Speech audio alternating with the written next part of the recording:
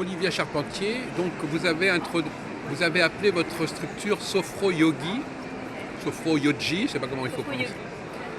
On peut supposer que vous faites la liaison, la jonction entre le yoga et la sophrologie. C'est-à-dire que je suis professeur de yoga, donc plutôt professeur de yoga dynamique avec du Ashtanga et du Vinyasa. Et je suis aussi sophrologue. Donc dans certains de mes cours, je suis formée aussi au Hatha Yoga. Donc dans mes cours de yoga dynamique, donc je fais du Ashtanga du Vinyasa, mais dans mes cours de yoga Hatha, j'inclus la sophrologie avec les différentes techniques de relaxation issues du yoga et de la sophrologie. Voilà, parce que moi j'ai fait un peu de sophrologie, enfin il y a quelques années, et oui, il y a la notion de relaxation qui est commune aux deux, enfin. Tout à fait. Pour pouvoir travailler sur les chakras, il y a une conscience du corps qu'il faut développer. Une conscience du corps, une écoute du corps et de ses ressentis, une attention au moment présent, une volonté aussi d'être dans l'accueil de ce qui se passe, dans l'écoute, vraiment. Alors qu'est-ce que vous apportez à la sophrologie? On a posé le problème à l'envers, mais finalement c'est peut-être plus intéressant. Qu'est-ce que le yoga apporte à la sophrologie, Madame Charpentier? Alors, il faut savoir quand même que la sophrologie est issue du yoga. Oui, d'accord. Bon. Donc, la sophrologie a beaucoup emprunté. Elle a été créée dans les années 60 par Caicedo. Elle a emprunté au yoga, elle a emprunté à d'autres techniques de relaxation occidentales. La sophrologie, c'est un mélange, un cocktail de plein de... Mais tous les sophrologues ne sont pas dans le yoga, c'est ça? Tous les sophrologues ne sont pas dans le yoga. Mais c'est vrai que le fait d'être professeur de yoga m'apporte, en tout cas personnellement, une profondeur et quelque chose une autre dimension. Oui. Et du coup, mes deux pratiques se nourrissent et se complètent mutuellement. Et c'est pour ça que souvent aussi les personnes que j'accompagne trouvent intérêt aussi à expérimenter ces deux pratiques. Ça peut être très complémentaire. Et donc, vous accordez de l'importance aux personnes qui sont dans une perspective de natalité, qui sont des femmes enceintes, je ne sais pas. Oui, aussi. C'est-à-dire que là justement c'est vraiment un très très bon exemple parce qu'en yoga prénatal on va avoir tout l'intérêt du travail postural, d'aller en profondeur sur des postures qui vont agir par exemple pour soulager les douleurs de la femme enceinte, pour gérer la douleur par rapport à pour bien préparer l'accouchement.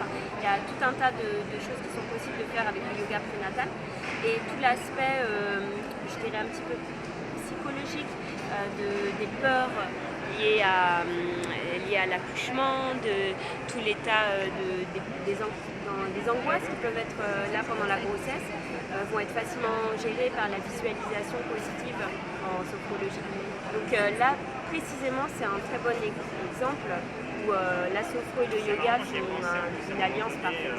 Mais cela dit, je vois que dans vos formations, vous proposez 7 disciplines, c'est impressionnant. C'est-à-dire il y a le Ashtanga, le Vinyasa, la sophrologie, le yoga prénatal, postnatal. Et aussi je suis formée en massage bien-être balinette. C'est une déclinaison de... Bon, et alors donc ça vous intéresse de former des gens? On peut former des gens? Vous les recrutez comment? Quelles sont les personnes qui sont intéressées? Enfin, c'est un métier qui se développe actuellement? Oui, alors pour le moment c'est surtout ce que je propose essentiellement c'est des retraites en laser. C'est pas pour devenir professionnel en fait.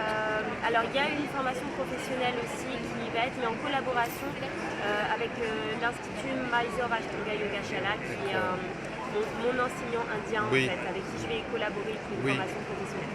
Mais il y a aussi d'autres formations professionnelles qui sont en cours. Alors, si vous avez encore une minute ou deux, j'aurais voulu que vous me parliez de deux choses qui nous intéressent spécialement sur notre chaîne.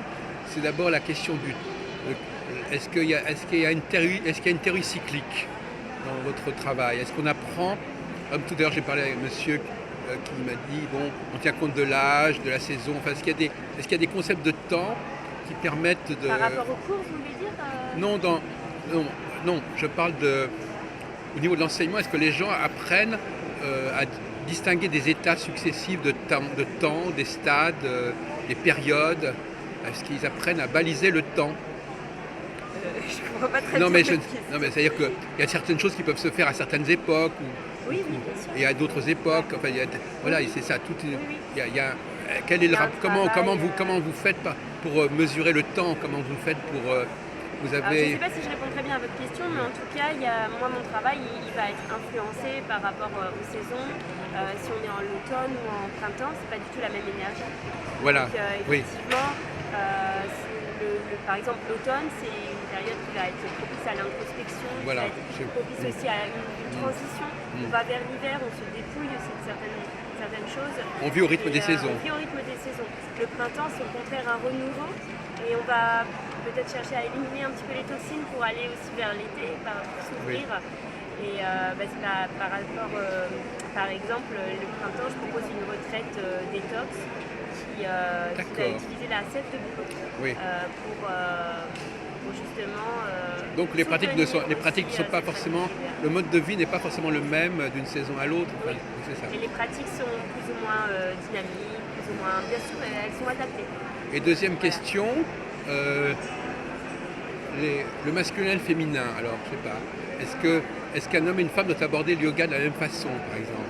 En tout cas, le masculin et le féminin font partie de chaque individu. C'est-à-dire qu'on a tous une part masculine, on a tous une part féminine, on a le yin et le yang, on a l'aspect solaire et l'aspect lunaire en nous, en chacun de nous.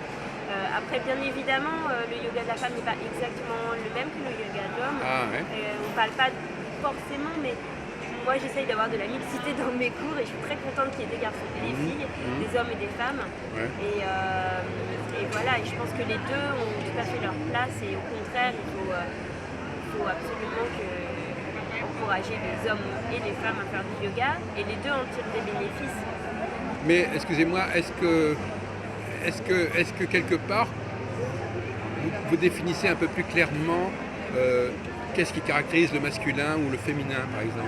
Alors, c'est une vaste question, je ne vais pas avoir le temps de rentrer tout dans les détails comme ça. Non, mais je vous pose ça, est-ce que vous faites ce travail ou est-ce que finalement on parle d'unité et on ne va pas trop s'intéresser de savoir ce que sont les gens au départ Non, mais je ne m'axe pas forcément particulièrement là-dessus. Après, c'est sûr que si je fais du yoga prénatal ou postnatal et que je travaille avec les femmes enceintes, évidemment. On est vraiment dans cette énergie-là. Oui.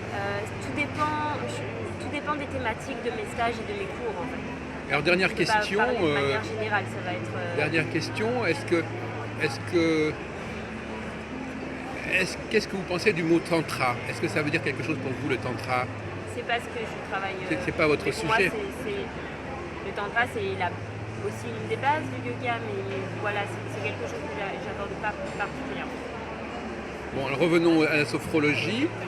Donc, vous avez des communications, vous communiquez avec des sophrologues aussi. Enfin, vous travaillez plus facilement avec des sophrologues ou avec des yogis Je travaille plus avec des yogas, avec des yogis.